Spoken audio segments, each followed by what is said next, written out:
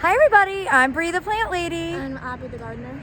And today we are coming to you from Chapel Hill, specifically the Coker Arboretum in the middle of campus. And It's my first time to come here. so I'm super excited to show Abby around and show all of you around too, see what is blooming in the first week of January. So let's walk in. So the Coker Arboretum has a staff, but it's all a part of the North Carolina Botanic Garden property. It's one of, I think, 6 that the Botanic Garden oversees. And you can see the influence immediately here with this kind of natives bioswale. The Coker Arboretum, unlike the Botanic Garden, actually has a lot of non-native plants that have been planted over many different decades with the influence of different professors, including my former boss, Dr. Clifford Parks, who created a large camellia installation here. But like this shrub that we see here, Abby, you see the buds? They're not quite open yet. So that's Coralopsis spicata, the spike winter hazel. And obviously that is Asian, that is from Japan. But it's a really wonderful late winter, early spring bloomer, soft yellow flowers, very fragrant, and overall just a great deciduous shrub that I think everybody should grow. So here's another one of my favorites, again non-native. This is Asian, the Lindera glocka variety salicifolia. I show this all the time in my garden tours because you see it's tardily deciduous. So tardily means late, deciduous means the leaves drop off. So you put those two words together and it means it holds its old foliage until the new growth pushes the old leaves off. So it gives it really great winter interest. And anybody who follows me knows that I keep my plant much, much, much smaller, which is stupid. I should have put it somewhere where I could just let it grow because obviously its habit is to be a small tree. In fact, Abby, stay there so I can show scale. There you have it. It's twice the height of Abby and 4 times the width. Now that is an epic Hexodium, and you know, Abby, Hexodium, bald cypress, that's the big tree in your old house, the big deciduous conifer. Isn't that so remarkable? That is a tree to hug. Well, you can see here at great labels, first and foremost, obviously Ilex opaca, a nice cultivated variety. But if you look down at the ground plane, a really remarkable ground coverage. Is this Ifian? I think this is Ifian. Let's smell it. No, that is not Ifian. We're gonna look for a sign. But you know, they have a really incredible bulb display here. Obviously that's not going to be showing off right now, but it truly is amazing when you see, you know, just the whole ground completely, you know, planted and growing. And obviously this being an arboretum, the trees are magnificent. So here we've got the water hickory, Caria aquatica, great native plant to wetlands. They have an incredible collection of oaks, beeches. There's an awesome sequoia up there that we're definitely going to take some pictures in front of. And this is in the heart of UNC's campus. This is actually like a walkthrough for students to get from classrooms and dorms over to Franklin Street where all the restaurants and stores are. I just declared holy hellebore. Of course, this is Hellebore orientalis. I'm sure this is self-sown to this degree, which is something to be aware of. Hellebores can have a slightly invasive quality. In fact, you can see there's seedlings across the path. But tough as nails, animals don't eat it, you know, tolerates really dry shade and blooms in the winter. Has a lot of positives to it as well. You can see the old foliage has definitely gotten nipped from that cold that we had over the holidays, and they're getting ready to bloom. already. Look at that. So it'll be a tedious task to get in here and cut the old leaves off with new growth pushing up like that. So I usually recommend cutting the old foliage before the flower stalks enlarge, just to make the job easier. If you do it early enough, you can do it with like a string trimmer. And then it's a whole lot easier than having to do individual cuts on every single leaf, especially if you have a stand this large. So I know Dr. Parks, when he ran the Coker Arboretum, he brought in a lot of Asian plants that he had collected, including Prunus Mumes, which we have here. This is a favorite one called Whiskers, which I really would love to propagate. It's not open yet, but you can see the buds are definitely swelling. And I bet by next week at this time, there will be open flowers. Abby, I noticed Bonita in the front yard is starting to open today. So we'll be harvesting Prunus Mume branches to bring inside to enjoy.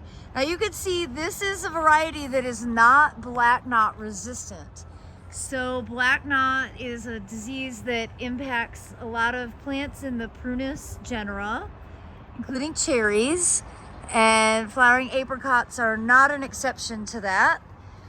Here's a better view of what black knot looks like. You know, if you're a tree enthusiast like I am, visiting a garden like this is very exciting. And I mean, what do you think, Abby? That is a magnificent Japanese maple. Does it show a name? I'm not sure what cultivar. It might be like Tamukiyama or something that's relatively common, just old and spectacular. I mean, that is everything you want a Japanese maple to look like. And you know, even without foliage, they look great. And OMG, Abby, look at who knows her common Japanese maple names. It is Tamukiyama. Okay, today is January 5th, right? Yes. And those are Narcissus and I think Hyacinth flower buds. So it is a very confusing environment here. And actually, you know what, Abby, I just realized I know what that foliage is that was back there that I misspoke. That's all Lycoris, the hurricane lily or surprise lily. I actually got a bunch of bulbs from here a couple years ago when they were dividing them, and they have bloomed in my garden. So that's all Lycoris foliage. So oh my gosh, like in August and September, when all of those are blooming, the outrageous. Again, you can kind of see some influence from the botanic garden here. So getting away from the non-native ground covers and filling in with a native herbaceous layer. They're not removing the non-native trees like that deciduous magnolia there, but it is great to see the convergence of both, which I think is my goal on the new property. I'm focusing on trees, shrubs, and perennials as all being annual, or as all being native, but then having a non-native annual and bulb layer to correspond with it. And so, you know, this is a great example of being able to show how you can do that and combine natives and non-natives together. Well, we've spotted some camellias. I'm certain these are from Dr. Parks. This is labeled Canyo Thai. I'm not actually familiar with that cultivar, but it's a really cute, small, single pink, beautiful, upright, small tree habit. You can see that's the stem there. And I mean, that's every bit of 20 foot tall. So sometimes I think people, you know, you see camellias as 3-gallon shrubs, and they're not. They get much larger than that. I mean, look at the caliper here. You know, that's like comparable to a dogwood or a redbud. All of these are quite old. I mean, Cliff, I think, managed this something like 40 years ago. So these plants have some serious size. They've gone through a lot of incredible weather events. All right, so what we're about to show you is shocking, but built in '97, the Arbor has been torn down this year. have no fear, they're gonna rebuild it. But it was wood, it was a huge amount of maintenance. It had wisteria growing on top of it, which was magnificent for a couple of weeks every year. But it was becoming a lot of maintenance, so you can see it's been completely removed. And I believe they're going to start breaking ground pretty soon, maybe in the next couple of weeks. And I think the whole thing is going to be made out of metal, so maintenance will be significantly easier. But it is a little shocking when you drive past, because for the entire time that I have been living in North Carolina, the Arbor here, this whole stretch, was kind of like a symbol of arriving in Chapel Hill. Now you might be wondering what this fabulous gnarly tree behind here is, and this is Prunus Mume Kobay, another one of the plants from Cliff, the flowering apricot, and not open yet, but very soon. All the branches are completely covered in flower buds.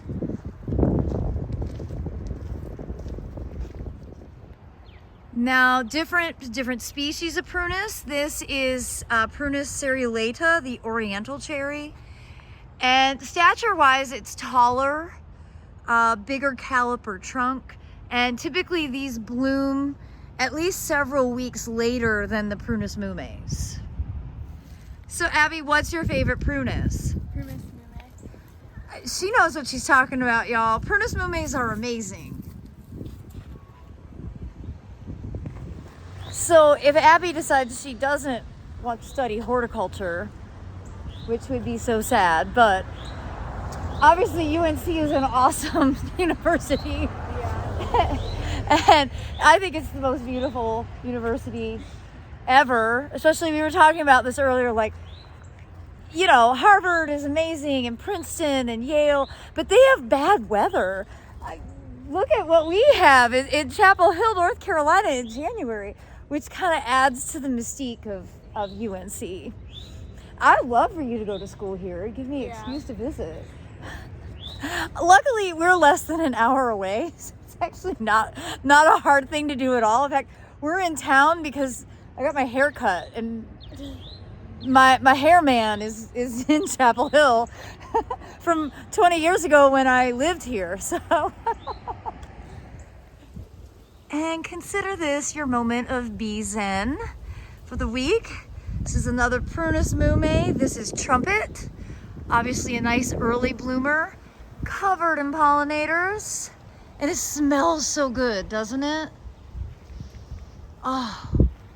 And you can see this plant has definitely seen better days, but worth it, even if it has a kind of gnarly trunk. All of these Prunus Mumes are definitely quite old. They're not known for their longevity, but gosh, you just can't beat something that is in full flower the first week of January, untouched by the holiday cold spell. So we're walking down this main path. You can see an enormous loblolly pine, but my all-time favorite oak is right there. And that is a tree worth hugging. Isn't that incredible? Let's go find out more about it.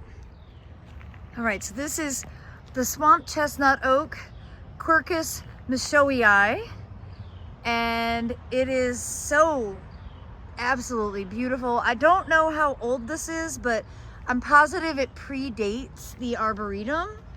I think this is a native plant. This actually was the swamplands, and interestingly enough about Coker Arboretum, this actually was where they kept livestock. You know, the world has changed significantly, but there was a time with this school, they actually had to grow the animals that were feeding the staff and students. And this is where the animals lived. Without question, the two trees that I am most emotionally connected to are these two sequoias. And this is actually the plant that I propagated. They used to sell at Camellias that I have growing at my house. So that makes it kind of cool. It's, you know, back sort of by the greenhouse, sort of next to the Josephine Prunus Mume. So this is the redwood, And I think it'll always be fun to think about, you know, human beings 100 years from now or longer, like kind of wondering why are there redwoods in Chapel Hill or Fuquay? And of course it's because of curious horticulturalists who like to grow things that aren't local. It's the plant you smell before you see, Chimonanthus praecox, the winter sweet. Of course, mine has already finished blooming. Here they have a much better variety. This is Grandiflora. And this scent is truly intoxicating. These flowers look a little less than ideal. I'm sure that the winter weather a few weeks ago didn't really help. But the smell is undeniable. Let me get here in the sunshine so you can see them better. And of course, this has a slightly tardily deciduous habit as well. And that's mostly, I think, from the sudden cold. You see all the bees? I mean, if you want pollinator activity in the winter, Prunus Mumes and Chimonanthus are two must-grows. And another plant that is blooming right now is the winter honeysuckle, Lindera. This is probably fragrantissima, just based off of how enormous it is, and it kind of has a bad habit in that it rambles. It kind of creates a thicket. Non-native, so there's some discussion about whether this should be in the trade or not. Not as invasive as the vining honeysuckle for sure. You can see the blooms right there, and of course you see bees in the background. Mine is a hybrid that I grow at home, Lindera purpussii, and it's not as aggressive as this species, Lindera fragrantissima. I don't want to take on the responsibility of managing a plant that gets this big. Yeah. I don't have as much space, but I do love it. It's a great thing to bring in as cuts and enjoy in flower arrangements right now. And obviously great for winter active pollinators. Abby's a well-trained tree hugger, and right now she is with an old southern magnolia, and this is just Magnolia Grandiflora, probably seed grown. It's been here a long time. Look at how big that is. So of all the times of my coming here, I don't think I ever recognized that we've got almost Americana planted here in Chapel Hill, and it's truly a spectacular tree. Look at how huge it is. You know, so many of these trees, Abby, died from Dutch elm disease that there are hardly any American elms left. This is a shining example.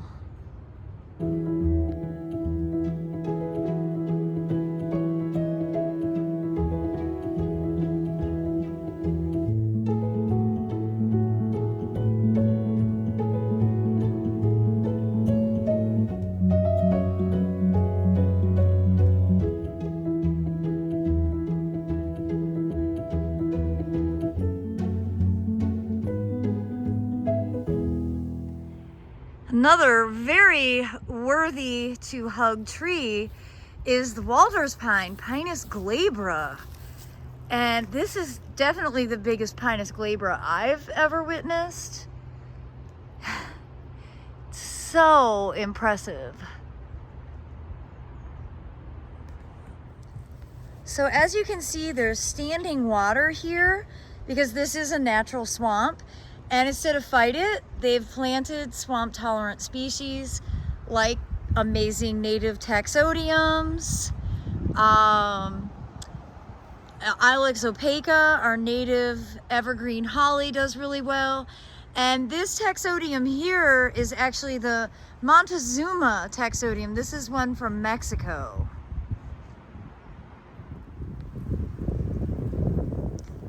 And earlier when I said, oh, is that Ifian? And it was not, it was like Lycoris. This is all Ifian, which may have had a genera name change, but you can tell because it smells like onion. It has not the greatest smell, but when it blooms, the flowers smell like baby powder. it's a great bulb that just will naturally seed and sort of multiply. So again, this for me is an example of what I want to create under that Taxodium on your old house, at your old house. Just sort of naturalized tiny bulbs under this deciduous conifer that self-mulches. And our final tree hug today is with this amazing American beech. Of course, the forests around Chapel Hill are filled with beech trees. It's really amazing. And they also are tardily deciduous. You see, they hold on to those great tan leaves. And, well, it's just one of the most iconic native plants of the Southeast. Well, I hope that you all have enjoyed our tour of the Coker Arboretum today. And if you ever find yourselves in Chapel Hill, this is definitely worth a stop. Of course, the Botanic Garden is right up the street, but Abby's got to cheer at a game. So we've got to head back to Wake County, and we'll plan to come back to Chapel Hill another day. Yep. Well, everybody, thanks so much for watching. Happy gardening.